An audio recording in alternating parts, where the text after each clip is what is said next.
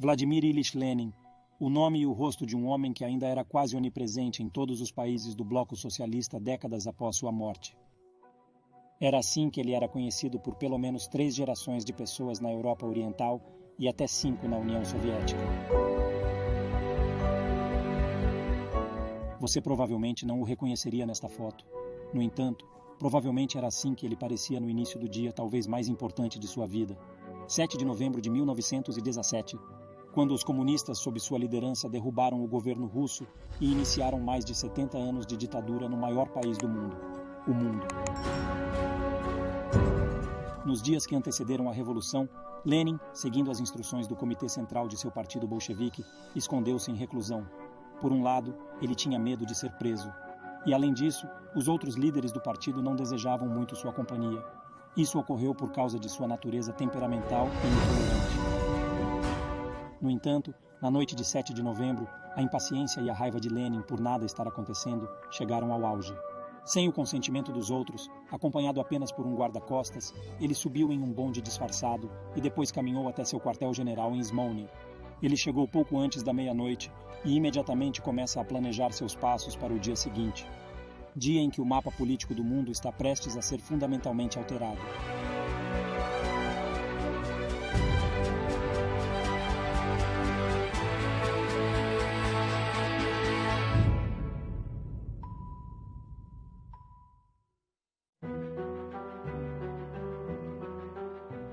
Lenin era seu pseudônimo, que ele nunca revelou porque o escolheu.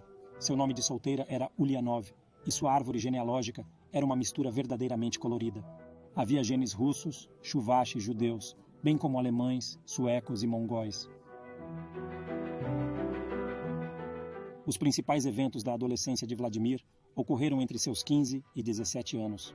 Primeiro, seu pai morreu repentinamente de uma hemorragia cerebral, um respeitado diretor de escola cujas visões democráticas influenciaram significativamente todos os seus 6 filhos que viveram até a idade adulta. Em 1887, o irmão mais velho de Lenin, Alexandre, a quem Vladimir muito admirava, foi executado por preparar o assassinato do czar. Foi nessa época que as opiniões de um jovem inteligente, que havia terminado o ensino médio com uma medalha de ouro por conquistas notáveis, e ido para a Faculdade de Direito da Universidade de Kazan, tornaram-se muito radicais. Aqui precisamos fazer um pequeno desvio e nos lembrar de como era a Rússia naquela época, comparada com a Europa Ocidental, que se modernizava, limitando o poder de seus monarcas e trazendo os primeiros avanços da democracia. Ela era completamente medieval. Acima, um czar todo-poderoso, nobreza rica, latifundiários e uma burguesia que enriquece rapidamente. E abaixo, milhões de camponeses desesperados sem terra e um exército de trabalhadores urbanos, muitas vezes trabalhando em condições totalmente desumanas. Não é de admirar que seja aqui que as ideias de Marx sobre a luta de classes, a revolução e o subsequente domínio dos que mais sofrem encontraram muitos seguidores. Lenin os conheceu no final dos anos 80. Durante os anos 90, ele se aproximou dos círculos revolucionários russos, ao mesmo tempo em que passou a ser despercebido pela polícia czarista. Ele tem que deixar a escola e pela primeira vez é obrigado a sair. Mais tarde, ele viaja para o exterior, conhece marxistas nos países ocidentais e imprime um jornal ilegal. Por isso foi preso, encarcerado e, em 1897, enviado ao exílio por 3 anos na Sibéria, a cerca de 600 quilômetros da fronteira com a Mongólia. Depois de um ano, as autoridades permitem que sua parceira dos círculos revolucionários, Nadezhda Krupskaya, então com 29 anos, que também foi presa junto, o visite. A condição é que eles se casem.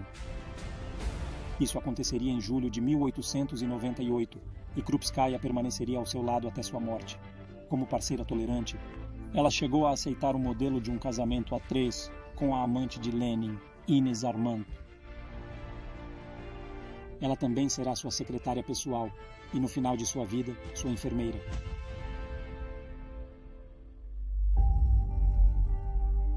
Lenin voltou do exílio em 1900 e passou praticamente todo o período até 1917 no exílio.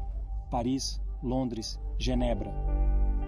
Em 1903, em um congresso em Bruxelas, ele divide o Partido Social Democrata, formando uma facção de bolcheviques. Uma ala não conciliatória que promove a luta de classes por todos os meios necessários. É dos bolcheviques que o todo-poderoso Partido Comunista emergirá após a Revolução. 2 anos depois, em 1905, a primeira Revolução Russa ocorre após os grandes protestos, nos quais soldados e policiais czaristas matam centenas de pessoas em São Petersburgo. Depois disso, o czar Nicolau II deve desistir de seu poder ilimitado e impor liberdades civis sem precedentes à Rússia. A maior parte do público está satisfeita, mas Lenin não. A revolução dos seus sonhos parece muito diferente. A situação na Rússia se estabiliza nos anos seguintes, mas então chega o ano de 1914 e a Primeira Guerra Mundial. Isso atinge a Rússia pobre e subdesenvolvida ainda mais terrivelmente do que outros países. 2 milhões de mortos na guerra, pobreza e fome nas cidades russas. Em São Petersburgo, há esperas de 40 horas do lado de fora dos supermercados. De repente, os socialistas têm uma discussão que mesmo aqueles que de outra forma não prestariam atenção a eles podem ouvir. Nós vamos acabar com a guerra. Tudo começa sutilmente. Em fevereiro de 1917, tumultos espontâneos derrubaram o czar e instalaram um governo provisório para governar o país. Praticamente todos os revolucionários, incluindo Lenin, estão no exílio na época, lendo as notícias da Rússia com descrença. Tudo isso aconteceu completamente sem nós. Então Lenin volta a Petrogrado em abril de 1917 e tudo se aproxima rapidamente do confronto decisivo que acontecerá em 7 de novembro. Naquele dia, os bolcheviques de Lenin gradualmente ganharam o controle de todos os lugares-chave da capital, São Petersburgo. Tudo corre bem, porque o governo não é fortemente apoiado. O principal, o ataque à sede do governo, o Palácio de Inverno, não começa até a noite. Foi assim que o diretor soviético Sergei Eisenstein o retratou heroicamente em seu filme de 1928. Na realidade, foi bem menos épico. A maior parte da defesa do Palácio de Inverno se rendeu sem lutar, sem baixas do seu lado. Do lado revolucionário, houve 6 mortos.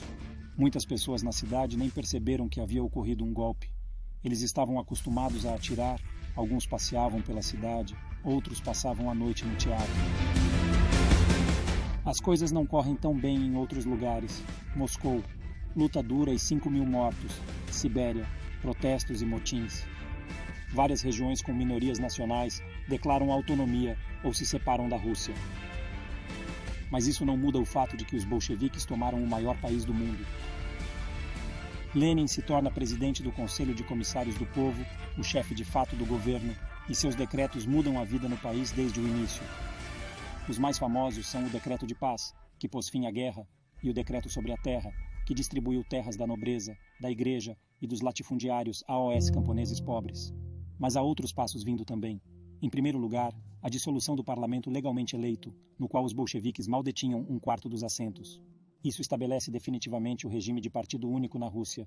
E, além disso, a introdução da censura, o julgamento de opositores políticos e sua condenação por tribunais revolucionários, a criação de uma brutal polícia secreta, então chamada de Comissão Extraordinária de Combate à Contra-Revolução, e em julho de 1918, a execução do czar, sua esposa, 5 filhos e servos, em um pequeno porão de uma casa em Ekaterimburg.